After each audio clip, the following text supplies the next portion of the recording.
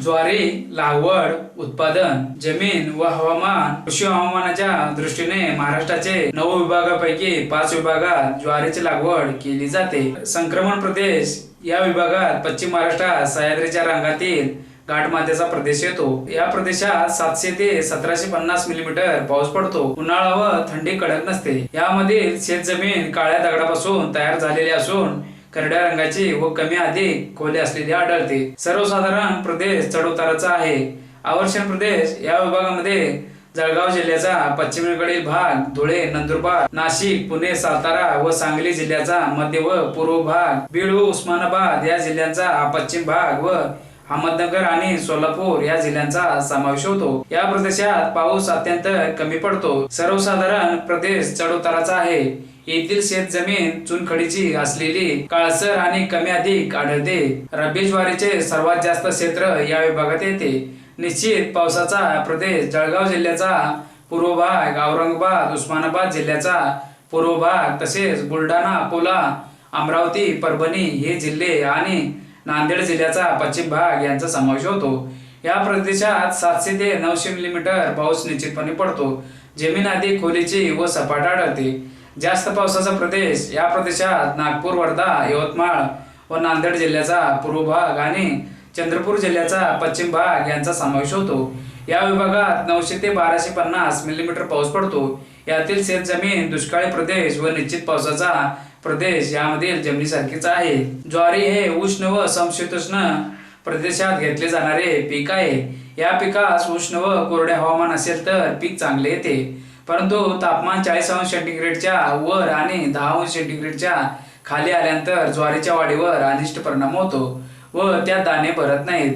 त्याचप्रमाणे धोके 85% पेक्षा जास्त असणारी हवेतील आर्द्रता या घटकांचा ज्वारीच्या वाढीवर विपरीत परिणाम होतो. साधारणपणे 250 ते 300 मिलीमीटर पाऊस रब्बी हंगामात पडणाऱ्या प्रदेशात ज्वारीची लागवड केली जाते. तसेच 500 ते 1000 मिलीमीटर पाऊस पडणाऱ्या चंद्रपूर, गडचिरोली किंवा कोल्हापूर जिल्ह्यात सुद्धा रब्बी ज्वारीची लागवड केली जाते.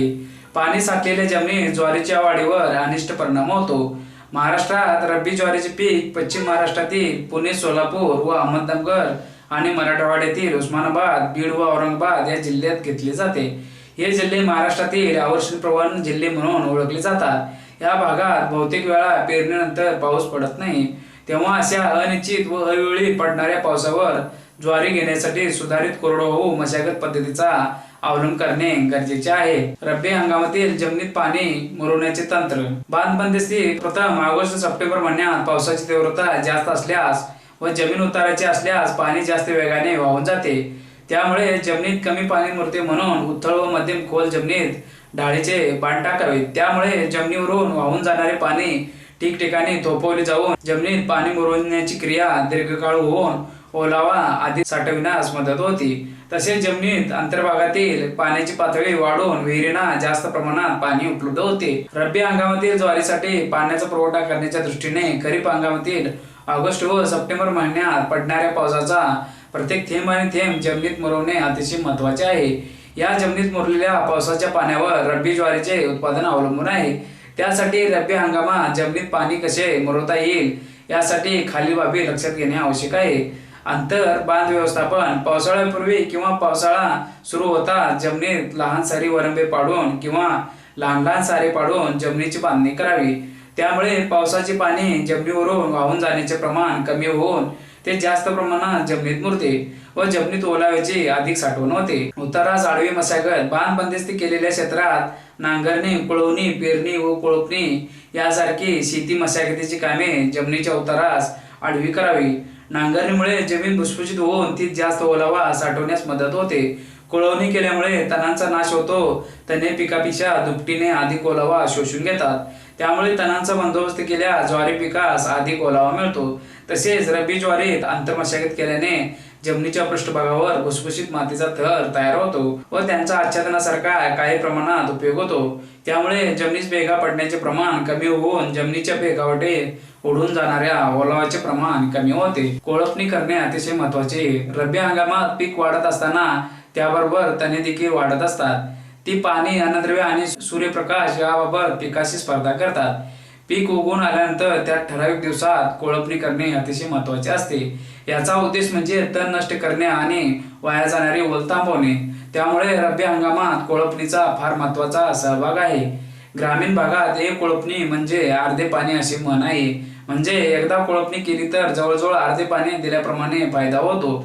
या तत्वाचा अवलंब करून कोरडवाहू शेती तंत्रामध्ये रब्बी ज्वारी करता 3 वेळा कोळपणी करण्याची शिफारस केली आहे।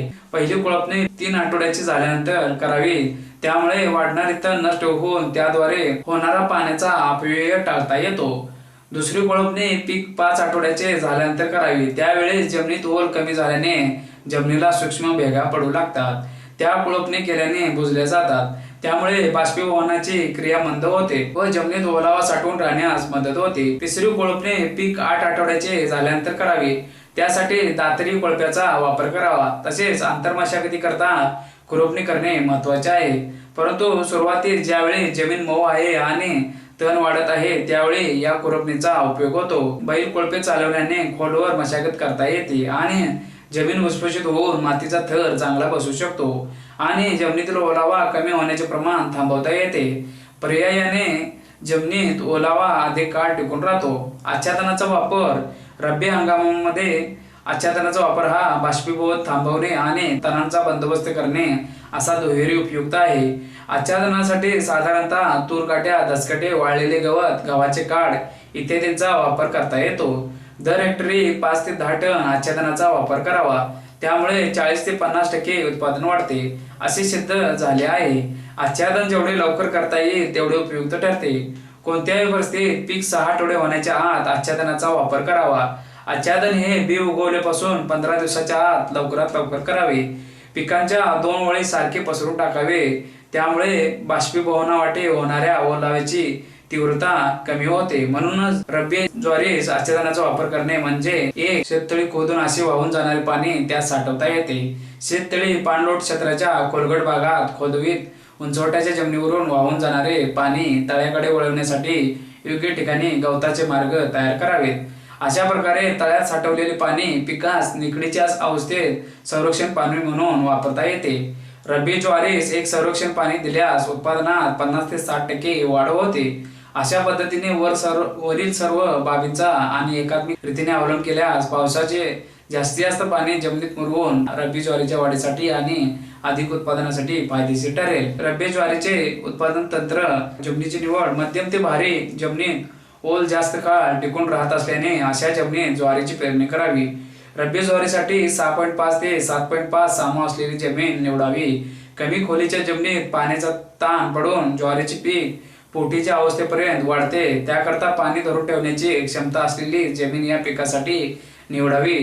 जमिनीच्या खोलीनुसार आणि पाण्याच्या उपलब्धतेनुसार सुधारित वाणाच्या पेरणीसाठी निवड करावी।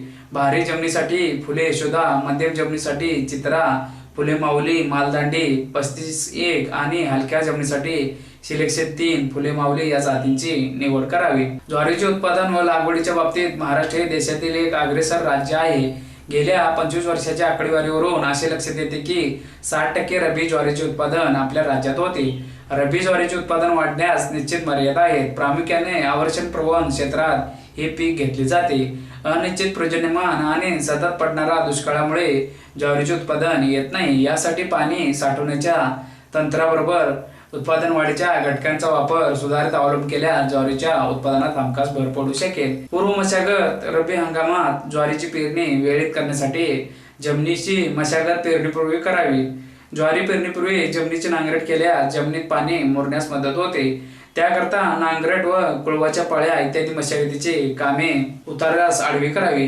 पावसाचे पाणी साठवून ठेवण्यासाठी जमिनीची बांधणी करावी, त्याकरता चौरस आकाराचे वाफे तयार करावेत। वाफे तयार करताना सारा यंत्राने सारे करून त्यामध्ये बळीराम नांगरट दंड टाकल्यास कमी खर्चात वाफे तयार करता येतात। त्यामुळे पावसाचे पाणी पूर्णपणे वाफ्यात साचून जमिनीत मुरण्यास मदत होते। कोरडवाहू ज्वारीची पेरणीपूर्वी रान बांधणी केल्याने उत्पादनात 37% वाढ झाल्याचे पाणलोट क्षेत्रातील प्रात्यक्षिकात आढळून आले आहे। पाणी टंचाईवर मात करण्यासाठी पाणी जिरण्याच्या या तंत्राचा वापर करणे अपरिहार्य आहे। सुधारित जाती: हलकी जमीन सिलेक्शन 3 ही जात स्थानिक बेदर या वाहनातून निवड पद्धतीने संशोधित केलेली असून 1994 साली आवर्षण प्रतिकारक क्षेत्रात हलक्या जमिनीसाठी प्रसारित करण्यात आली आहे।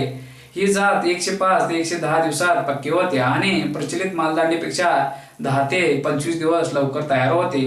ताटांची उंची 140 ते 145 सेंटीमीटर असते व त्यांचे ताट भरीव व रसदार आणि गोड असल्यामुळे कडब्याची प्रत उत्तम आहे। या जातीचे कोरडवाहू क्षेत्रामध्ये धान्याचे उत्पादन 5 ते 6 क्विंटल प्रति हेक्टर तर कडब्याचे 15 ते 18 क्विंटल प्रति हेक्टर मिळते। या जातीमध्ये सूक्ष्मपर्णी छिद्रांची संख्या कमी असल्यामुळे बाष्पीभवन कमी प्रमाणात होते आणि त्यामुळे हा वाण आवर्षणग्रस्त परिस्थितीत तग धरू शकतो। तसेच खोडमाशीस व खडखड्या रोगास प्रतिकारक्षम आहे। फुले अनुराधा ही जात RSLG 559 आणि RSLG 1175 यांच्या संकरातून निवड पद्धतीने विकसित केलेली आहे। ही जात सुद्धा लवकर पक्व होते। या जातीपासून 8 ते 10 धान्याचे तर 30 ते 35 क्विंटल प्रति हेक्टर कडब्याचे उत्पादन मिळते। प्रचलित जाती सिलेक्शन 3 आणि फुले माऊली यापेक्षा या वाणाची उत्पादन क्षमता ही 25 ते 30% धान्याची तर 20% कडब्याची अधिक आहे। या जातीमध्ये शरीरक्रिया शास्त्रीय आवर्षणास कारणीभूत असलेले गुणधर्म हे सरस आहेत। शिवाय ही जात खोडमाशीस अत्यंत प्रतिकारक आहे। खडखड्या रोगाची प्रतिकार क्षमता या जातीमध्ये अधिक आहे। कडब्याची प्रत आणि पाचकता ही जास्त आहे। ज्वारीची भाकरी ही चवदार व गोड आहे। मध्यम जमीन फुले माऊली RSLG 262 सन 1999 साली रब्बी हंगामात हलक्या ते मध्यम जमिनीसाठी ही जात प्रसारित करण्यात आली आहे। ही जात 110 ते 115 दिवसात तयार होत असून दाणे मोत्यासारखे पांढरे चमकदार असून भाकरीची चव ही उत्तम आहे। ताटांची संख्या 180 ते 210 सेंटीमीटर असून ती भरीव रसदार गोड आहे। धान्याचे उत्पन्न मध्यम जमिनीत हेक्टरी 15 ते 20 क्विंटल तर हलक्या जमिनीत हेक्टरी 7 ते 8 क्विंटल मिळते। तसेच चाऱ्याचे उत्पादन अनुक्रमे 4 ते 5 व 2 ते 3 टनापर्यंत मिळते। हलक्या ते मध्यम जमिनीत लागवडीसाठी असलेल्या इतर रब्बी वाणांच्या तुलनेत या जातीची उत्पादन क्षमता जास्त आहे। मालदांडी 35 ही जात बेदर या स्थानिक वाणातून निवड पद्धतीने विकसित केलेली आहे। या जातीचे वाण चमकदार पांढरे असून भाकरीची चव ही चांगली आहे।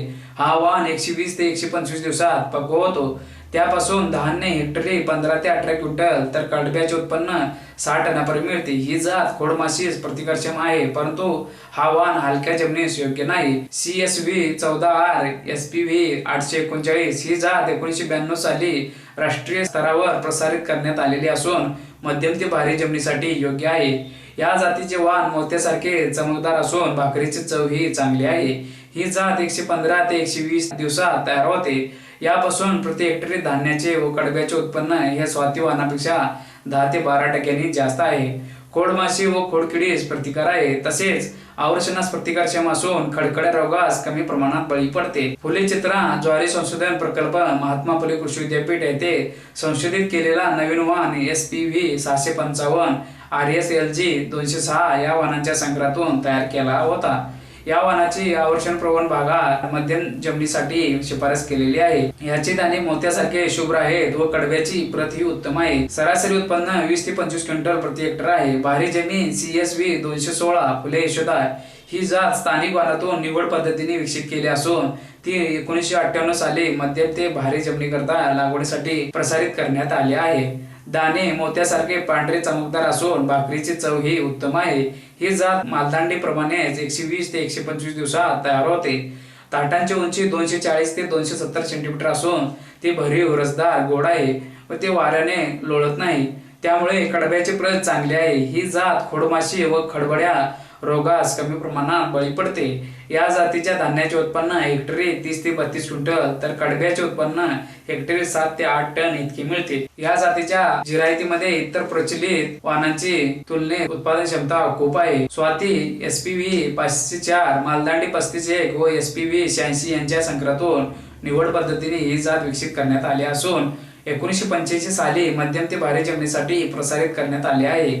ही जात 125 ते 130 दिवसात तयार होते आणि कोरडवाहूमध्ये धान्याचे उत्पादन 18 ते 20 क्विंटल तर कडब्याचे 5 टनापर्यंत मिळते। ही जात बागायतीत उत्तम प्रतिसाद देते। या वाणास 3 पाण्याच्या पाळ्या दिल्या असता 40 ते 45 क्विंटल प्रति हेक्टर धान्याचे उत्पन्न मिळते। तसेच खोडमाशी व खडखड्या रोगास सुद्धा कमी प्रमाणात बळी पडते। शिवाय ही जात उशिरा पेरणीसाठी योग्य आहे परभणी मोती SPV 1411 मराठवाडा कृषी विद्यापीठ परभणी येथे GD 31423 या वाहनातून निवड पद्धतीने ही जात विकसित करून 2002 साली लागवडीसाठी प्रसारित करण्यात आली. मध्यम ते भारी जमिनीसाठी कोरडवाहू तसेच बागायती क्षेत्रासाठी या वाहनाची शिफारस केलेली आहे. हा वाहन 125 ते 130 दिवसात तयार होतो. दाणे मोत्यासारखे पांढरे चमकदार असून या जातीचे धान्याचे उत्पन्न कोरडवाहू मध्ये हेक्टरी 14 क्विंटल तर बागायती क्षेत्रात 32 क्विंटल पर्यंत मिळते. तर कडब्याचे हेक्टरी अनुक्रमे 5 ते 6 व 6 ते 8 टनापर्यंत मिळते. ही जात खडखड्या व खोडमाशी या रोगासही प्रतिकारक आहे. बागायती क्षेत्र CSV 18 हा वाहन बागायती क्षेत्रासाठी सन 2005 मध्ये प्रसारित केला. या वाहनास 2 ते 3 पाण्याच्या पाळ्या पुरेशा होतात. ओलिताखाली प्रचलित वाहनापेक्षा अगदी अधिक उत्पन्न देणारा दाण्याचे व कडब्याचे प्रत उत्तम असणारा वाहन तसेच हा वाहन मावा किडीस प्रतिकारक्षम आहे. अखिल भारतीय स्तरावर या वाहनाची शिफारस केली आहे. फुले वसुधा हा वाहन RSLG 206 आणि SPV 1047 यांच्या संग्रहातून निवड पद्धतीने विकसित केला आहे. या वाहनाची शिफारस खास फुले यशोदा ऐवजी करण्यात आली आहे. या वाहनास 118 ते 120 दिवस तयार होण्यास लागतात. या वाहनापासून 25 ते 28 क्विंटल धान्याचे तर 55 ते 60 क्विंटल कडब्याचे कोरडवाहू खाली उत्पादन मिळते. या वाहनाचा कडबा हा पौष्टिक आणि अधिक पाचकता असणार आहे. भाकरीची प्रत ही पांढरी शुभ्र व चवदार आहे. खोडमासे आणि खडखड्या रोगास हा वाहन प्रतिकारक्षम असल्याने आढळून आला आहे. फुले रेवती हा वाहन CSV 216 आणि SPV 1502 यांच्या संकरातून निवड पद्धतीने विकसित केला आहे. या वाहनास 118 ते 120 दिवस पक्व होण्यासाठी लागतात.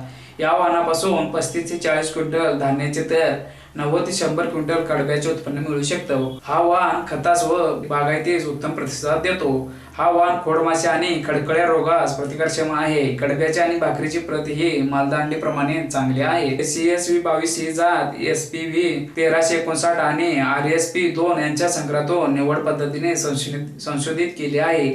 या जातीची शिफारस महाराष्ट्र, कर्नाटक, आंध्र प्रदेश, तामिळनाडू आणि गुजरात या रब्बी पिकवणाऱ्या क्षेत्रासाठी करण्यात आले आहे. या जातीला 118 ते 120 दिवस पक्व होण्यासाठी लागतात. या जातीपासून 24 ते 28 क्विंटल धान्याचे तर 65 ते 70 क्विंटल कडब्याचे उत्पादन मिळते. खोडमाशी व खडखड्या रोगास ही जात प्रतिकारक्षम आहे. कडबा हा पौष्टिक आणि अधिक पाचकता असणारा आहे. भाकरीची प्रत उत्कृष्ट आणि चवदार आहे.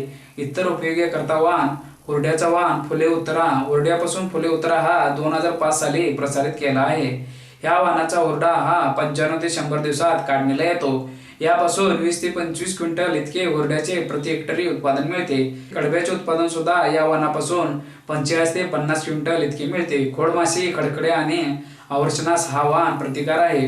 हुरड्याची प्रत ही चवदार आणि गोड आहे. लाह्याचा वाहन फुले पंचमी याचबरोबर फुले पंचमी ही लाह्यासाठी जात संशोधित केली आहे. या जातीच्या लाह्या ह्या पांढऱ्या शुभ्र आणि जास्त फुलतात. शिवाय प्रत सुद्धा चांगले आहे. वरील सर्व वाहनाचे बियाणे कमी अधिक प्रमाणात राहुरी जिल्हा अहमदनगर येथील महात्मा फुले कृषी विद्यापीठाच्या प्रवेशद्वाराजवळ असलेल्या बियाणे केंद्रात मर्यादित प्रमाणात मिळू शकेल. भारी जमिनीसाठी शिफारस केलेला फुले यशोदा हा वाहन सुद्धा बागायतीत चांगला प्रतिसाद देतो. संकरित वाहन CSH 13R हा संकरित वाहन 1991 साली अखिल भारतीय स्तरावर प्रसारित केला आहे. या वाहनाची निर्मिती मादी वाहन 296 व नर वाहन RS29 यांच्या संकरातून केलेली आहे. ही जात खरीप व रब्बी अशा दोन्ही हंगामासाठी योग्य आहे. या वाहनास पक्व होण्यासाठी 115 ते 120 दिवस लागतात आणि धान्याचे सुमारे हेक्टरी 25 ते 30 क्विंटल तर कडब्याचे 4 ते 5 टन उत्पन्न मिळते. CSS 15R महात्मा फुले कृषी विद्यापीठ आणि राष्ट्रीय ज्वारी सुधार प्रकल्प हैदराबाद यांच्या संयुक्त विद्यमाने हा वाहन विकसित केला असून 1994 साली तो राष्ट्रीय पातळीवर प्रसारित करण्यात आला आहे. ह्या वाहनाची निर्मिती मादी वाहन 105 आणि नरवाहन RS 585 याच्या संकरातून केली आहे. दाणे मालदांडीपेक्षा टपोरे असून रंग मालदांडीच्या दाण्यासारखा आहे. या वाहनास तयार होण्यास 115 ते 120 दिवस लागतात. या वाहनापासून धान्याचे प्रति हेक्टरी 28 ते 30 क्विंटल तर कडब्याचे 5 ते 6 टन उत्पन्न मिळते. तसेच खोडमाशी व खडखड्या रोगास कमी प्रमाणात बळी पडत असून बागायतीसाठी सुद्धा चांगला आहे. CSS 19R हा संकरित वाण डॉक्टर पंजाबराव देशमुख कृषी विद्यापीठ अकोला येथे संशोधित झाला असून 2000 साली तो अखिल भारतीय स्तरावर प्रसारित करण्यात आला आहे। हा मादी वाण 104 अ व नर वाण AKR 354 यांच्या संकरातून निर्माण केला आहे। तो 115 ते 120 दिवसात पक्व होतो आणि त्यापासून धान्याचे प्रति हेक्टरी 30 ते 32 क्विंटल व कडब्याचे 5 ते 6 टन उत्पन्न मिळते। शिवाय भाकरीची चव ही चांगली आहे, तसेच खडखड्या रोगास प्रतिकारक्षम आहे। पूर्ववंदे वाणाची निर्मिती। पूर्ववंदे वाण हे नवीन संकरित वाण विकसित करण्यासाठी अतिशय महत्त्वाचे असतात। गेल्या 10 वर्षात केलेल्या संशोधनातून रब्बी हंगामासाठी योग्य असे पूर्ववंदे वाण ज्वारी सुधारित प्रकल्प राहुरी येथे विकसित केले आहे। त्या वाणाचे अनुवांशिक गुणधर्म। नर वाणाची निर्मिती। सुधारित वाणांची उत्पादन क्षमता ही बहुतांश नर वाणावर अवलंबून असते। त्यासाठी ज्वारी सुधार प्रकल्पाने रब्बी हंगामासाठी योग्य अशा खाली दर्शवलेल्या 10 नर वाणांची निर्मिती केली आहे। हा नर वाण कीड व रोग प्रतिकारक असून अधिक उत्पन्न देणारे, दाणे टपोरे, तापमानास असंवेदनशील असे महत्त्वाचे गुणधर्म धारण करणारे आहेत। RR 9823, RR 2013, RR 9825, RS 753, RS 647, RSLG 1770, RSLG 94, SPV 1210, RSV 33R, RSF R 9506। पेरणीची योग्य वेळ। कोरडवाहू ज्वारीची पेरणी 1 सप्टेंबर ते 15 ऑक्टोबर या कालावधीत पावसाच्या ओलीवर 5 सेंटीमीटर खोल करावी। या बाबतीत घेण्यात आलेल्या प्रयोगावरून असे दिसून आले आहे की रब्बी ज्वारीची पेरणी सप्टेंबरच्या दुसऱ्या पंधरवड्यात करणे फायदेशीर ठरते। सिंचनाची सोय असल्यास बागायतीत 30 ऑक्टोबर पर्यंत पेरणी केली तरी चालते। कोरडवाहू क्षेत्रात रब्बी ज्वारी पेरणीबाबत वेगवेगळ्या ठिकाणी झालेल्या संशोधनाचे निष्कर्ष अतिशय चांगले आहे। यावरून असे दिसून येते की सप्टेंबरच्या दुसऱ्या पंधरवड्यात रब्बी ज्वारीची पेरणी केल्यास लवकर केलेल्या पेरणीपेक्षा 40% आणि उशिरा केलेल्या पेरणीपेक्षा 18% सरासरी उत्पादनात वाढ होते। बियाणे आणि बीज प्रक्रिया। ज्वारीचे अपेक्षित उत्पादन मिळवण्यासाठी हेक्टरी रोपांची किंवा ताटांची संख्या योग्य प्रमाणात असणे जरुरीचे आहे। ती ठेवण्यासाठी हेक्टरी 10 किलो बियाणे वापरावे। पेरणीपूर्वी बियाण्यास गंधकाची व जीवाणू संवर्धनाची प्रक्रिया करावी। 1 किलो ज्वारी 4 ग्रॅम गंधक पेरणीपूर्वी लावावे। गंधक प्रक्रियेनंतर 10 किलो बियाण्यास प्रत्येकी 250 ग्रॅम अझोटोबॅक्टर किंवा अझोस्पेरिलम जीवाणू संवर्धक नत्र पुरवण्यासाठी व PSB यास परत विरघळणाऱ्या जीवाणूची प्रक्रिया करावी। जीवाणू संवर्धन प्रक्रियेमुळे धान्य उत्पादनात 6.42% व कडब्याच्या उत्पादनात 9.50% वाढ झाल्याचे दिसून येते। पेरणी पद्धत। ज्वारीची पेरणी 2 चाड्याच्या बाबरीने 45 सेंटीमीटर अंतरावर करून एकाच वेळी खत व बियाणे स्वतंत्र चाड्यातून पेरावे। खत खाली व त्यावर बियाणे पडेल अशा रीतीने पेरणी करावी। कोरडवाहू ज्वारीसाठी 2 रोपातील अंतर 15 सेंटीमीटर तर बागायतीसाठी 12 सेंटीमीटर ठेवावे। पेरणीनंतर 10 ते 12 दिवसांनी विरळणी करून 2 रोपातील अंतर अपेक्षेप्रमाणे ठेवता येते। हेक्टरी रोपांची संख्या। रब्बी ज्वारीची पेरणी केल्यानंतर विरळणी करण्यास शेतकरी धाडस करत नाही। पेरणीच्या वेळी अंदाजे बियाणे वापरून प्रचलित पद्धतीने दाट पेरणी केली जाते। अशा ज्वारीस 2 पाणी मिळाली तरी अपेक्षित उत्पादन मिळत नाही असे पाणी आढळून आले आहे। त्याकरता ज्वारीचे उगवण झाल्यानंतर 10 ते 12 दिवसांनी दाट पेरलेली ज्वारीची विरळणी करावी। कोरडवाहू ज्वारीसाठी 2 रोपातील अंतर 15 सेंटीमीटर आणि बागायती ज्वारीसाठी 12 सेंटीमीटर ठेवून विरळणी केल्यानंतर ज्वारीची जोमदार वाढ होते आणि उपलब्ध ओलाव्याचा पुरेपूर फायदा होतो। हेक्टरी बागायतीत 1.85 लाख तर कोरडवाहू क्षेत्रात 1.48 लाख रोपे ठेवणे फायदेशीर ठरते। खतांचा वापर। रब्बी ज्वारीसाठी हेक्टरी 10 ते 12 टन चांगले कुजलेले शेणखत वापरावे। शेणखतामुळे ज्वारीची सुपीकता टिकवण्यासाठी मदत होते। अवर्षण प्रवण क्षेत्रातील जमिनीत पाणी मुरण्याची क्षमता कमी असते, त्यामुळे पावसाचे बरेचसे पाणी पृष्ठभागावरून वाहून जाते। चांगले कुजलेल्या शेणखताचा वापर केल्यास जमिनीत पाऊस मुरण्याची क्षमता तसेच जमिनीची जलधारण शक्ती वाढते। 1 टन शेणखतापासून 5 ते 6 किलो नत्र, 2 ते 3 किलो स्फुरद आणि 7 ते 8 किलो पालाश व इतर अन्नद्रव्ये उपलब्ध होतात।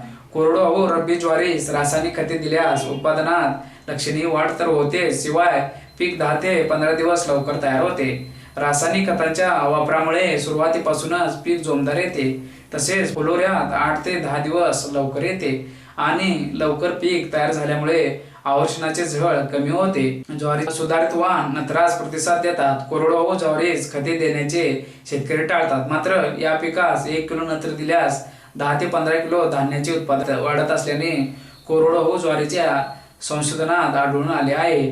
अझोटोबॅक्टर अझोस्पेरिलियम बीज प्रक्रियेत वापरल्याने हेक्टरी 20 किलो नत्राची बचत होते.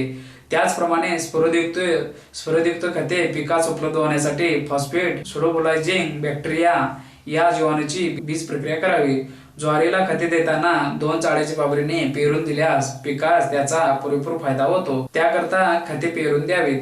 रासायनिक खतांचे हेक्टरी प्रमाण बागायती ज्वारीत नत्र खताची अर्धी मात्रा व संपूर्ण स्फुरद आणि पालाश खते पेरणीच्या वेळी द्यावीत. नत्राची उर्वरित अर्धी मात्रा 1 महिन्याने पाणी देण्याच्या वेळी द्यावी. कोरडवाहू ज्वारीचे संपूर्णपणे पावसावर आणि जमिनीत साठवलेल्या ओलीवर अपेक्षित उत्पादन मिळवण्यासाठी या पिकास शिफारशीप्रमाणे खताची मात्रा पेरणीच्या वेळी द्यावी. वर खते देताना खत पिकावर पडणार नाही याची दक्षता घ्यावी. त्याकरता वर खते झाडाच्या जवळ ओळीने द्यावेत. कोरडवाहू ज्वारीस वेगवेगळ्या खतांच्या मात्रा देऊन प्रयोग घेण्यात आले. त्यामध्ये 100% शिफारशीत खत हेक्टरी 60 किलो नत्र 30 किलो स्फुरद दिल्यास उत्पादनात वाढ झाल्याचे दिसून येते. कोरडवाहू ज्वारीच्या उत्पादनावर खतांचा परिणाम. विरळणी ज्वारी पेरणीसाठी हेक्टरी 10 किलो बियाणे पुरेसे होते, परंतु बऱ्याच वेळा शेतकरी प्रमाणापेक्षा जास्त बियाणे वापरतात. त्यामुळे पीक उगवून आल्यावर ज्वारीची उगवण दाट झालेली दिसते. मात्र ह्या ज्वारीची विरळणी करण्यास शेतकरी तयार होत नाही. अशा प्रकारे दाट उगवलेली ज्वारी विरळणी न करता राखली जाते. या ज्वारीस 2 पाणी दिले तरी पोटरीच्या अवस्थेपर्यंत या पिकाची जेमतेम वाढ होते. मात्र पुढे पाण्याचा तुटवडा भासला की बाण तयार होते. पुणे, अहमदनगर, सोलापूर व सातारा जिल्ह्यातील काही भागात दाट पेरणी केलेल्या ज्वारीचे पीक पाहण्यास मिळते. ज्वारीचे हमखास अधिक उत्पादन घेण्यासाठी ज्वारीची विरळणी करणे आवश्यक आहे. पीक उगवून आल्यानंतर 10 ते 12 दिवसांनी ज्वारीची पहिली विरळणी करावी. विरळणी करताना रोगट खोडमाशीने उपद्रव झालेले रोप प्रथम उपटावेत. रोप उपटताना राखलेल्या रोपास धक्का पोचणार नाही याची दक्षता घ्यावी. कोरडवाहू ज्वारीमध्ये 2 रोपातील अंतर 15 सेंटीमीटर तर बागायती ज्वारीत 12 सेंटीमीटर राहील अशा प्रकारे विरळणी करावी. त्याप्रमाणे विरळणीद्वारे मर्यादित रोपे ठेवल्यास पिकाची जोमदार वाढ होते.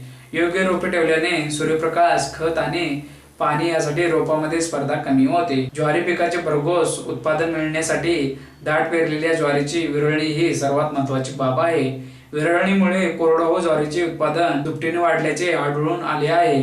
आंतरमशागत या पिकाची उत्पादन क्षमता प्रामुख्याने जमिनीतील साठवलेल्या ओलाव्यावरच अवलंबून आहे. जमिनीच्या वरच्या थरातील पाणी बाष्पीभवन प्रक्रियेमुळे उडून गेल्यास जमिनीत भेगा पडतात.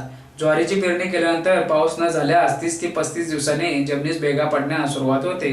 भेगांच्या खोलीचा अभ्यास केला असताना 140 सेंटीमीटर खोलीपर्यंत भेगा पडलेल्या आढळून आल्या. बाष्पीभवनामुळे जमिनीत साठवलेली ओल या भेगाद्वारे लवकर उडून जाते. पर्यायाने पिकास पाण्याचा ताण पडतो. त्यामुळे उत्पादनात लक्षणीय घट होण्याची शक्यता असते. ही प्रक्रिया लांबवण्यासाठी जमिनीच्या वरच्या 2 ते 3 सेंटीमीटर थराची हलकीशी मशागत करणे आवश्यक आहे. यावर उपाय म्हणून पेरणीनंतर कोरडवाहू जमिनीमध्ये 3 कोळपण्या कराव्यात. एका कोळपणीमुळे 10 ते 12 सेंटीमीटर इतके उडून जाणारे पाणी थोपविले जाते. ज्वारीच्या पेरणी 2 ओळीत 45 सेंटीमीटर अंतर ठेवून केल्यास कोळपणी करणे सोपे जाते. पहिली कोळपणी पेरणीनंतर 3 आठवड्यांनी फटीच्या कोळपणी करावी. या कोळपणीमुळे तणांचा बंदोबस्त होऊन मातीचा बारीक थर जमिनीवर तयार होऊन मातीचे आच्छादन तयार होते. जमिनीवर मातीचा थर तयार झाल्याने भेगा उशिरा पडतात. पेरणीनंतर 5 आठवड्याने दुसरी कोळपणी सलग 500च्या कोळप्याने करावी. त्यामुळे रोपांना मातीचा आधार मिळतो. या कोळपणीच्या वेळी जमिनीवरील बारीक मातीचा थर हलवला जातो. पीक 8 आठवड्याचे झाल्यानंतर दातेरी कोळप्याने कोळपणी करावी. यावेळी मात्र टणक झालेल्या जमिनीवरून कोळपे ओढणे अवघड जाते. दातेरी कोळप्याच्या दातेऱ्याचा कोन कोळपणे ओढण्यास सोपा जाईल असा असावा. मात्र दातेरी कोळप्यामुळे जमिनीवरील भेगा बुजण्यास काही प्रमाणात मदत होते. कोळपणीनंतर ज्वारीच्या पिकास फुलोऱ्यापर्यंत मदत होते. नंतर पडणाऱ्या थंडीमुळे दाणे भरण्याची अवस्था ही पूर्ण होते. एकंदरीत या सर्व कोळपणीमुळे ज्वारीचे पीक हाती येण्यास हमखास यश मिळते. रब्बी हंगामात पावसाचे पाणी ओलीच्या स्वरूपात जमिनीत साठवले जाते. या ओलीच्या संरक्षणामुळे 15 ते 26% उत्पादन वाढलेले आढळून आले आहे. तणांचा बंदोबस्त. तणांच्या घनतेमुळे ज्वारीच्या उत्पादनात 20 ते 40% घट होते. त्याकरता पहिली कोळपणी झाल्यानंतर 1 आठवड्याच्या अंतराने ज्वारीची कोळपणी करून घ्यावी व संरक्षणासाठी आच्छादनाचा वापर. ज्वारी पोटरीत आल्यापासून दाणे भरण्यापर्यंतच्या काळात जास्त ओलाव्याची गरज असते. या काळात ओलावा कमी पडल्यास पीक उत्पादनात बरीच घट होते. आवश्यक प्रवण भागातील उष्ण व कोरड्या हवामानामुळे जमिनीत साठवलेला ओलावा लवकर उडून जातो. जमिनीत 70 ते 80% ओलावा बाष्पीभवनामुळे नष्ट होतो असे आढळून आले आहे. बाष्पीभवनाचे प्रमाण कमी करणे आपल्या हाती आहे. जेवढे बाष्पीभवन कमी तेवढी ओल जास्त काळ टिकून राहण्यास मदत होते. ओलावा टिकण्यासाठी 2 ओळीमध्ये बी उगवल्यापासून 15 दिवसाच्या आत हेक्टरी 5 टन आच्छादन टाकावे. आच्छादनासाठी सोयाबीनचा भुसा, भाताचा पेंढा, तूर काट्या, वाळलेले गवत, ऊसाचे पाचड, गव्हाचे काड इत्यादीचा वापर करावा. आच्छादनाचा वापर केल्यास पिकास कोळपणीची गरज भासत नाही. आच्छादन वापरामुळे 30 ते 50 मिलीमीटर ओलीचे संरक्षण होऊन कोरडवाहू ज्वारीचे धान्य व कडबा उत्पादनात दुपटीने वाढ होते. मात्र आच्छादनासाठी आवश्यक भुसा, पेंढा किंवा तूर काट्या उपलब्ध न झाल्यास कोळपणी करणे फायदेशीर ठरते.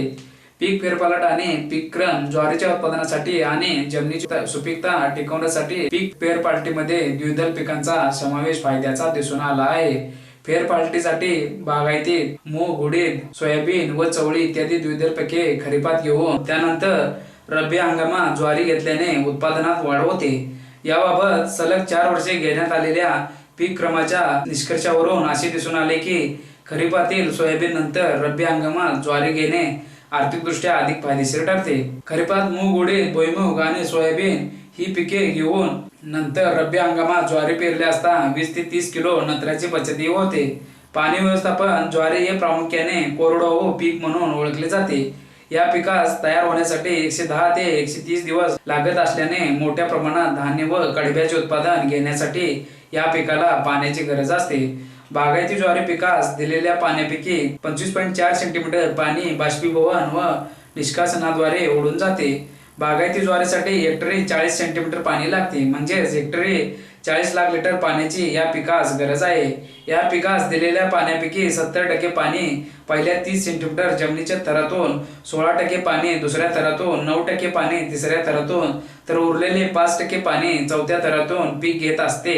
एकूणच पहिल्या 30 सेंटीमीटरच्या जमिनीच्या थरात 60% पेक्षा जास्त मुळे असल्याने या थरातून मोठ्या प्रमाणाची गरज भागवली जाते. बागायती ज्वारीची पेरणी केल्यानंतर पाणी देण्यासाठी 2.70 मीटर रुंदीचे सारे यंत्राने पाडावेत.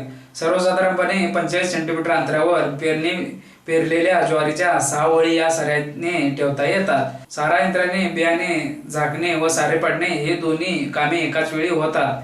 त्यामुळे वेळ व पैसा वाचतो. ज्वारीच्या पीक वाढीच्या महत्वाच्या 4 अवस्था आहेत. त्यावेळी पाणी देणे फायदेशीर ठरते. मात्र भारी जमिनीत पहिल्या 3 अवस्थेलाच पाणी द्यावे.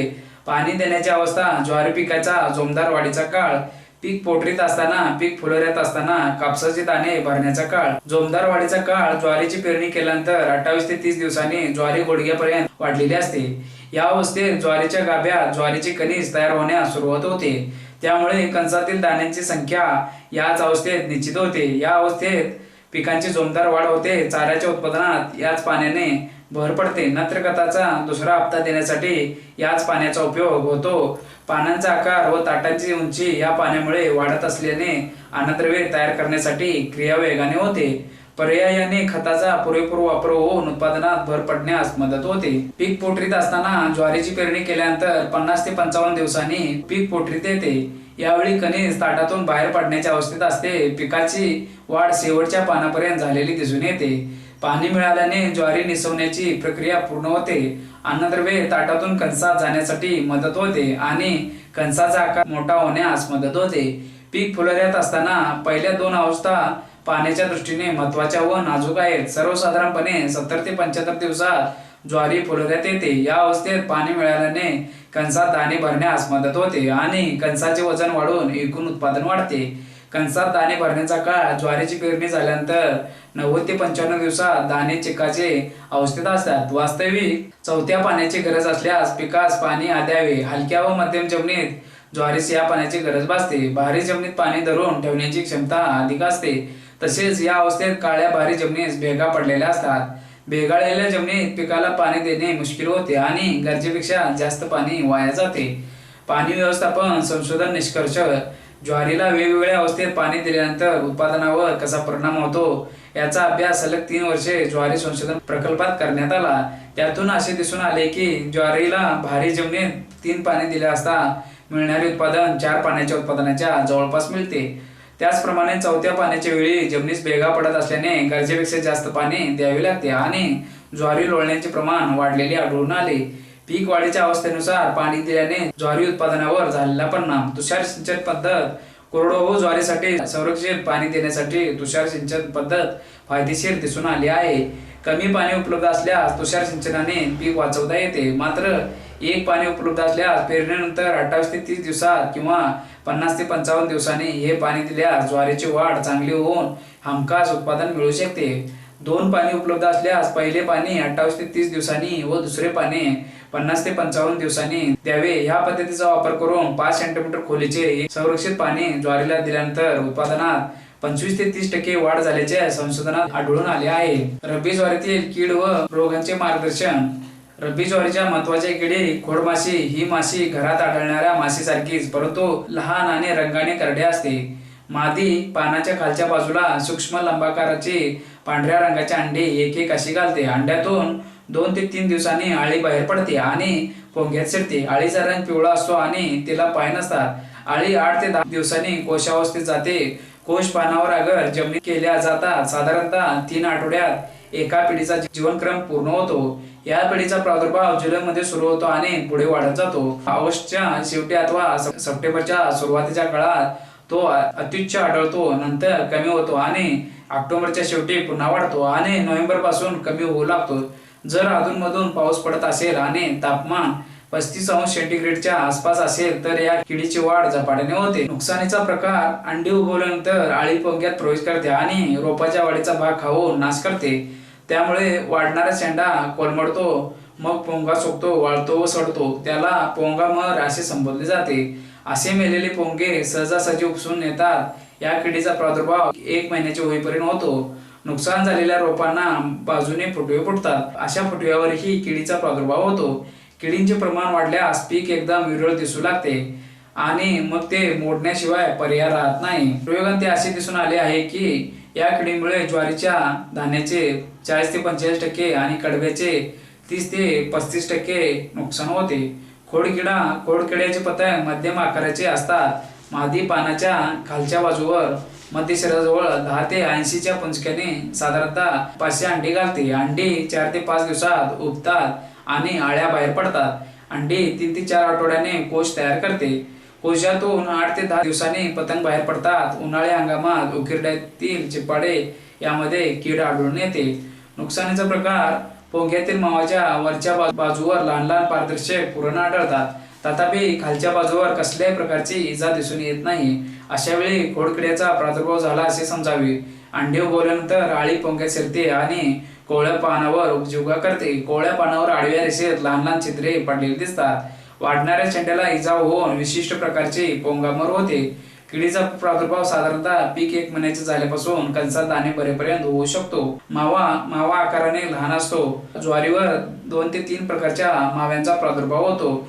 पहिल्या प्रकारातील मावा रंगाने निळसर हिरवा असतो, मात्र पाय काळे असतात. आकाराने थोडासा लांबट 2 मिलीमीटर असतो आणि पोंग्यात आढळतो. माव्याची पिल्ले 4 वेळा काट टाकतात. पिल्लांची अवस्था 12 दिवसात पूर्ण होते. एक मादी 19 ते 20 वेळा पिल्लांना जन्म देते. ती 2 आठवड्यापर्यंत जगते. अनुकूल परिस्थितीत 12 दिवसात एक पिढी पूर्ण होते.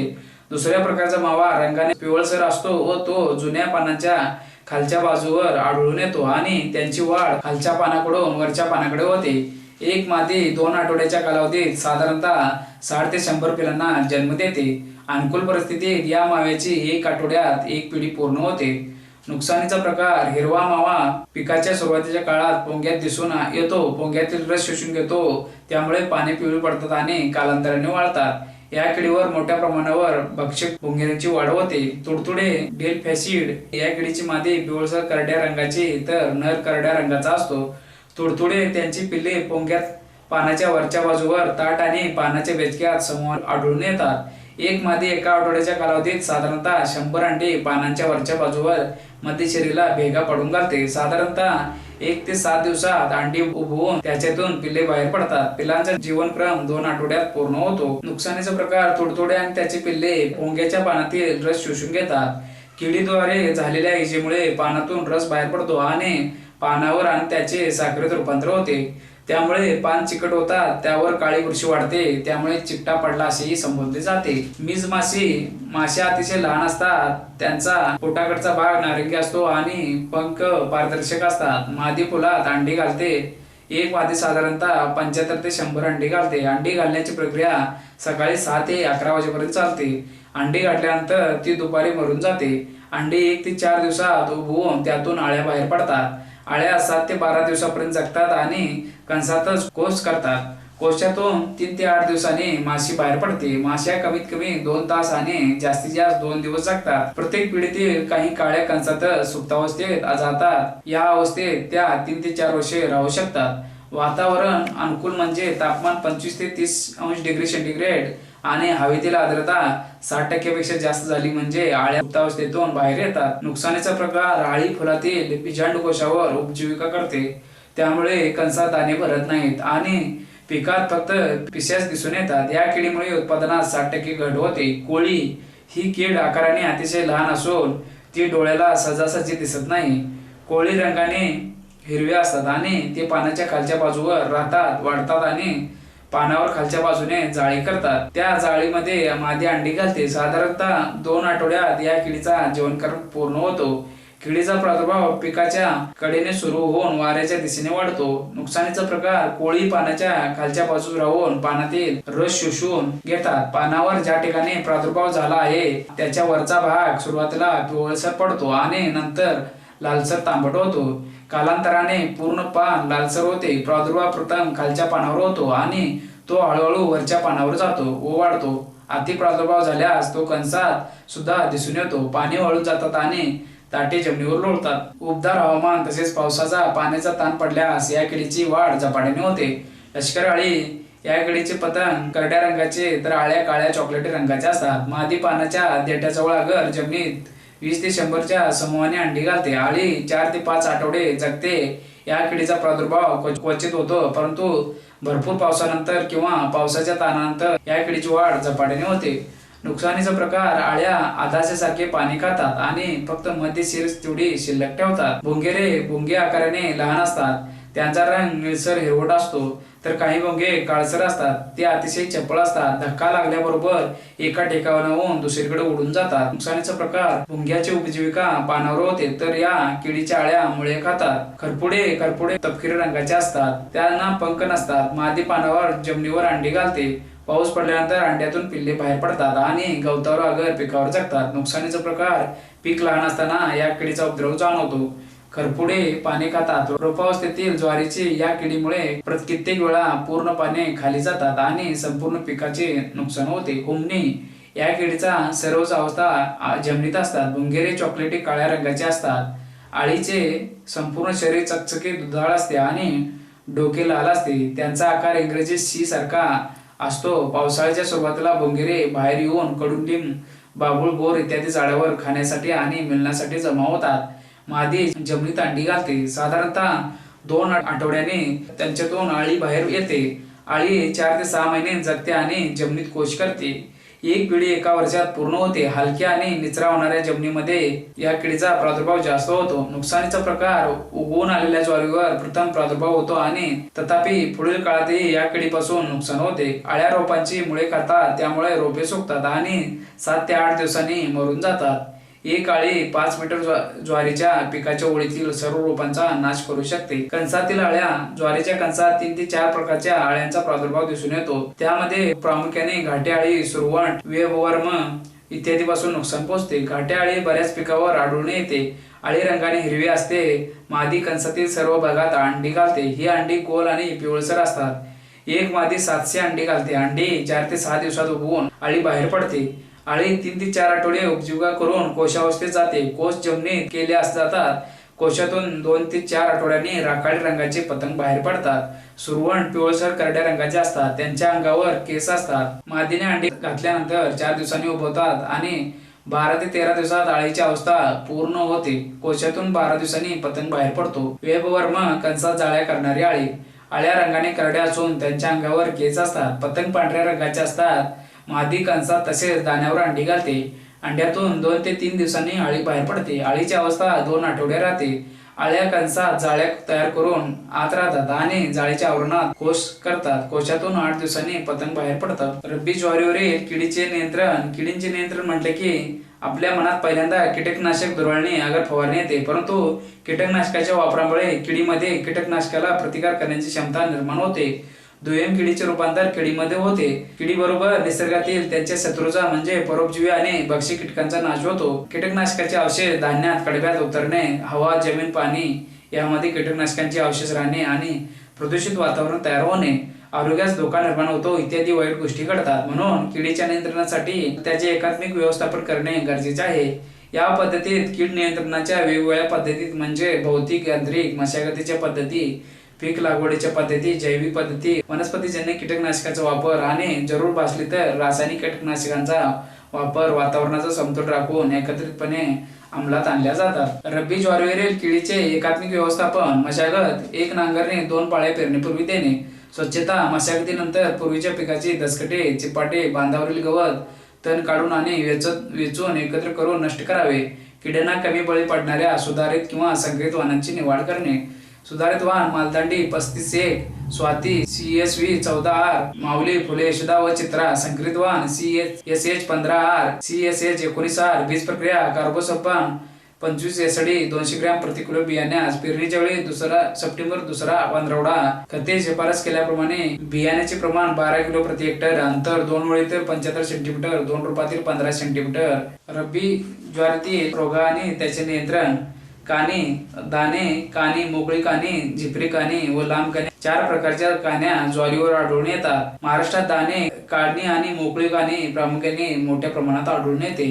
दाणे कानी हा बुरशीजन्य रोग आहे. कणसातील दाण्याचे रूपांतर कानीच्या बीजांडामध्ये होते. असे बीजांड कणसाच्या वरच्या बाजूस अगर खालच्या तर काही वेळेला संपूर्ण कणसामध्ये तयार होतात. हे बीजांड गोलाकार आणि कोणाकृती असते. ते पांढऱ्या किंवा दुधाळ आवरणामध्ये वाढते. या रोगाचा प्रसार बियाणाद्वारे होतो.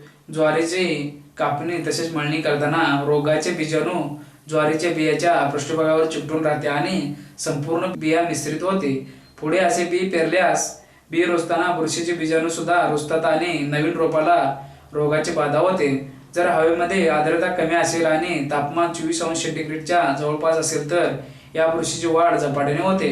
नियंत्रण. पेरणीपूर्वी बियाण्यास 300 मेष पोताच्या गंधकाची 4 ग्रॅम किंवा थायरमची 3 ग्रॅम प्रति 1 किलो बियाणे प्रमाणे बीज प्रक्रिया करावी. मळणीपूर्वी कानीग्रस्त कणसे काढून नष्ट करावीत म्हणजे पुढे रोगाचा प्रसार थांबेल. मोकळी कानी हा देखील बुरशीजन्य रोग आहे. या रोगामुळे कणसातील सर्व दाण्यांचे रूपांतर कानीच्या बीजांडामध्ये होते. रोग लागण झालेली झाडे राहतात. ताट बारीक पटणे अशा झाडांना जास्त फुटवे येतात. रोगग्रस्त झाडाची कणसे इतर पिकांच्या मानाने लवकर निवसतात. प्रादुर्भावात झालेली कणसे मोकळे असतात. त्यात दाणे भरत नाहीत. नियंत्रण. या रोगाचा प्रसार ज्वारीच्या बियाद्वारे होतो. त्यांच्या नियंत्रणासाठी दाणे कानीच्या नियंत्रणासाठीचे सर्व उपयोगी पडतात. खडखड्या हा बुरशीजन्य रोग आहे. हा बुरशीचा शिरकाव जमिनीतून ज्वारीच्या ताटात होतो. या रोगाच्या प्रादुर्भावामुळे मुळाजवळच्या ताटाचा बुंदा नरम पडतो. कालांतराने अशी झाडे कोलमडून जमिनीवर लोळतात. रोगग्रस्त झाडाचे ताट उभे कापले वा फोडले असता गाभ्याच्या भागाचे दोरे झालेले आढळतात. तसेच ते काळे पडलेले दिसतात. खोडातील गाभा सुकतो आणि ताट पिचकते. खोड हलवले असता त्यातून खडखड असा आवाज निघतो. त्यामुळे या रोगाला खडखडे असे संबोधतात. नियंत्रण. जमिनीत कमी ओलावा असल्यास या रोगाची लागण मोठ्या प्रमाणावर येते. म्हणून पाणी देण्याची सोय असल्यास शिफारशीप्रमाणे पिकाला पाणी द्यावे. पेरणीपूर्वी शेतात शेणखत घालावे. कोळपण्या करून ओलावा जमिनीत टिकवून ठेवावा. असमतोल खताची मात्रा देऊ नये. शिफारशीपेक्षा नत्र जास्त आणि पालाश कमी दिल्यास या रोगाचे प्रमाण वाढते. कोरडवाहूमध्ये पीक 3 ते 4 आठवड्याचे झाल्यानंतर त्यामध्ये हेक्टरी 5 टन तूर काट्याचे आच्छादन केल्यास रोगाचे प्रमाण कमी होते आणि ताटे लोळण्याचे प्रमाणही कमी होते. आरगट. या रोगाचे लक्षण म्हणजे कणसातील दाण्याची वाढ होण्याऐवजी त्या ठिकाणी मधासारखा चिकट स्राव बाहेर पडतो. पावसाळा आणि थंड हवामान असल्यास या रोगाचा प्रसार जोरात होतो. संकरित बीजोत्पादनातील मादी वाण या रोगास फार मोठ्या प्रमाणात बळी पडतात. नियंत्रण. या रोगाचा प्रसार बियाद्वारे होतो म्हणून पेरणीपूर्वी बीज प्रक्रिया करावी. त्यासाठी बियाणे 30% मिठाच्या पाण्यातून काढावे व ते स्वच्छ पाण्यात धुवून सावलीत वाळवून मगच पेरणी करावी. उभ्या पिकात कणसावर चिकटा आढळल्यास 1250 ग्रॅम पाण्यात मिसळणारे थायरम 75% किंवा झायरम 50 लिटर पाण्यात मिसळून प्रति हेक्टरी फवारावे. दाण्यावरील बुरशी. या बुरशीच्या प्रादुर्भावामुळे ज्वारी काळी पडते. फुलोऱ्याच्या काळात पाऊस पडल्यास या बुरशीची वाढ होते. पक्व होत असलेले दाणे काळे पडतात किंवा तांबूस होतात, त्यावर बुरशी स्पष्ट दिसते. या रोगामुळे ज्वारीची प्रत कमी होते आणि वजनही घटते. तसेच बियाणाची उगवण क्षमता कमी होते. नियंत्रण: पीक फुलोऱ्यात असताना 1000 ग्रॅम थायरम किंवा 1250 ग्रॅम झायनेम 75% आगर, 1000 ग्रॅम कॅप्टन 80% 500 लिटर पाण्यात याप्रमाणे प्रति हेक्टरी फवारावे. जरुरी भासल्यास 10 दिवसांनी दुसरी फवारणी करावी. तांबेरा हा सुद्धा बुरशीजन्य रोग आहे. या रोगाचा प्रादुर्भाव पिकाच्या कोणत्याही अवस्थेत होऊ शकतो. तथापि पीक दाणे महिन्याचे असताना या रोगाची लागण प्रामुख्याने दिसून येते. या बुरशीमुळे पानाच्या खालच्या बाजूला अंडाकृती लंबगोल आगर, लांबट फुगे ठिपके दिसून येतात. त्यांचा रंग तांबूस जांभळट असतो. काही वेळेला असे ठिपके पानांच्या वरच्या भागावर सुद्धा आढळतात. प्रादुर्भावाचे प्रमाण जास्त झाल्यास संपूर्ण पान गर्द लालसर तपकिरी दिसते आणि अशी पाने अकाली वाळतात. ठिपक्यातून तपकिरी आगर लालसर भुकटी बाहेर पडते. या रोगामुळे उत्पादनात मोठ्या प्रमाणात घट येते. या रोगाचा प्रसार हवेमार्फत होतो. नियंत्रण: या रोगाची लक्षणे दिसून येताच मँकोजेब डायथेनियम 45 1250 ग्रॅम 5 लिटर पाणी या प्रमाणात प्रति हेक्टरी फवारावे. जरुरी भासल्यास 2 आठवड्यांनी दुसरी फवारणी करावी. केवडा: या रोगाचे प्रमाण पश्चिम महाराष्ट्रात राज्याच्या मानाने जास्त आहे.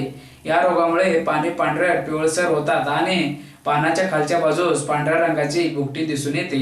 या रोगाचा प्रसार हवेतून तसेच पावसामुळेही होतो. रात्रीचे तापमान कमी असल्यास आणि हवेमध्ये बऱ्यापैकी आर्द्रता असल्यास या रोगाचा फैलाव झपाट्याने होतो. पाने पिवळी पडून फाटतात. अशा झाडांना कणसे येत नाहीत. आल्यास त्यात दाणे भरत नाहीत. नियंत्रण: या रोगाचा प्रसार हवेमधून होतो. त्यामुळे सुरुवातीला अशी काही रोगट झाडे आढळल्यास ती उपटून समूळ नष्ट करावीत. रोगाची लक्षणे दिसून आल्याबरोबर मँकोजेब 1500 ग्रॅम 5 लिटर पाणी प्रति हेक्टर या प्रमाणात फवारावे. करपा: हा रोग 2 प्रकारच्या बुरशीमुळे होतो. हेल्मिंथोस्पोरियम या बुरशीच्या प्रादुर्भावामुळे पानावर आकाराने लंबगोल आणि रंगाने पिवळसर किंवा राखी रंगाचे ठिपके दिसून येतात. हवेत आर्द्रता जास्त असल्यास असे ठिपके एकत्र मिसळून पानावर मोठे मोठे चट्टे पडतात. काही वेळाला संपूर्ण पान करपल्यासारखे दिसते. कोलोटोट्रिकम या बुरशीमुळे गोल राखी रंगाचे ठिपके पानावर आढळून येतात, परंतु अशा ठिपक्यांच्या मध्यभागी काळ्या रंगाचा ठिपका आढळून येतो. अनेक ठिकाणी ठिपके एकत्र येऊन पाने करपतात. या रोगाचा प्रसार हवेतून होतो. नियंत्रण: रोगाची लक्षणे दिसून येताच कॉपर ऑक्झीक्लोराइड किंवा मँकोजेब 1250 ग्रॅम 500 लिटर पाणी या प्रमाणात प्रति हेक्टरी फवारावी. जरूर भासल्यास 2-2 आठवड्याच्या अंतराने दुसरी आणि तिसरी फवारणी करावी. बीजोत्पादन: अधिक दर्जेदार उत्पादनासाठी रब्बी ज्वारीच्या संकरित व सुधारित जातीचे शुद्ध बियाणे पुरेशा प्रमाणात वेळेवर उपलब्ध होणे आवश्यक असते, कारण या बियाण्याची उत्पादन क्षमता स्थानिक वाणापेक्षा जास्त असते. शेतीमधून नवीन सुधारित तंत्रज्ञानामुळे शेती व्यवसायाला शास्त्राचे स्वरूप प्राप्त झाले असून ते शेतकरी या नवीन तंत्राचा उपयोग करून घेतात व त्याची शेती किफायतशीर ठरत आहे. 2 वेगवेगळ्या नर व मादी वाणांचा संकर करून बीज निर्मिती केली जाते. असे बियाणे पहिल्या पिढीमध्ये जास्त उत्पादन देते. यात संकरजोम म्हणतात. तेव्हा अशा बियाण्याच्या उत्पादनासाठी दरवर्षी नर व मादी वाणांचा संकर कार्यक्रम हाती घ्यावा लागतो. संकरित बीज उत्पादन हा तांत्रिक कार्यक्रम असल्याने त्यामध्ये उत्पादनाचे प्रशिक्षण घेऊन सर्व तांत्रिक बाबी समजावून घेणे अत्यंत जरुरीचे आहे. बीजोत्पादनासाठी पेरणीपासून काढणीपर्यंत व बियाण्यावर प्रक्रिया होऊन बीज परीक्षण प्रयोगशाळेतून प्रतिकरण होईपर्यंत लक्ष द्यावे लागते. म्हणून सदर लेखात संकरित व सुधारित वाणांचे बीजोत्पादन करताना कोणती काळजी घ्यावी याची माहिती घेऊ. ज्वारीमधील पूर्ववंध्यत्व: ज्वारीचे कणीस उभयलिंगी असते, म्हणजे एकाच गोंडात पुकेसर व स्त्रीकेसर असतात. या पिकात जवळजवळ 90 ते 95% स्वपरागी भवन होते. संकरवाण तयार करण्यासाठी मादी वाणामध्ये पूर्णवंध्यत्वाचा गुणधर्म असणे आवश्यक असते. अनुवांशिक सायटोप्लाझ्मिक अनुवांशिक सायटोप्लाझ्मिक यापैकी सायटोप्लाझ्मिक अनुवांशिक पूवंध्यत्वे असलेले वाण संकरित वाण तयार करण्यासाठी वापरतात. मादी व नर वाण बी तयार करणे: शास्त्रीय परिभाषेत मादी वाणास अ वाण व मादी वाण तयार करण्यास लागणाऱ्या जोडवाणास ब वाण म्हणतात. मादी वाण तयार करताना 4 ओळी मादीच्या व 2 ओळी जोडवाणाच्या लावतात. मादी वाणावरील बी मादी वाण म्हणून पुढे संकरित वाण तयार करण्यासाठी वापरतात. संकरित वाण तयार करण्यासाठी वापरलेल्या नरवाणास आर लाईन म्हणतात. मादी नर व सुधारित वाणाची शुद्धता चांगली म्हणजे 99.99% राखावी लागते. यासाठी 3-4दा भेसळ काढणे आवश्यक आहे. बियाण्याचे प्रकार: बीजोत्पादनामध्ये मुख्य 3 प्रकार आहेत: मूलभूत बियाणे, पायाभूत बियाणे व प्रमाणित बियाणे. मूलभूत बियाणे हे मान्यता असलेल्या रोप पैदासकार यांच्या देखरेखीखाली किंवा जेथे ती जात तयार झाली त्या ठिकाणीच तयार करता येते. पायाभूत बियाणे हे मूलभूत बियाण्यापासून किंवा पायाभूत बियाण्यापासून तयार करतात. मात्र त्यासाठी पहिल्या वर्षाच्या पायाभूत बियाणे हे मूलभूत बियाण्यापासून केले गेलेले असले पाहिजे. प्रमाणित बियाणे हे पायाभूत बियाण्याची पुढची पिढी आहे. प्रमाणित बियाणे हा अनुवांशिकदृष्ट्या शुद्ध असावे लागते व बीज दर्जाच्या किमान कसोटीस उतरले पाहिजे. प्रमाणित बियाणे तयार करणे संकर वाणाचे पहिल्या पिढीमध्ये जास्त उत्पादन येते. त्यास संकर जोम असे म्हणतात. संकराच्या दुसऱ्या पिढीचे उत्पन्न कमी येते कारण संकर जोम कमी होतो. म्हणून संकर वाणाचे बियाणे दरवर्षी नर व मादी वाणाचा संकर करून तयार करावे.